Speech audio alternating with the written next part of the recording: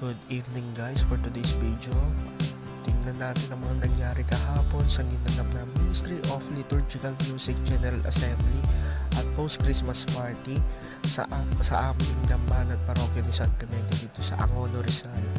As we can see, nagsama-sama ang lahat ng mga choir mula sa Dambana at pati na rin sa mga chapel choirs para magbahagi ng saya at ng premyo. So as we can see, nagpalaro, may premyo, may prize, may raffle, at syempre may general assembly din ng mga choirs.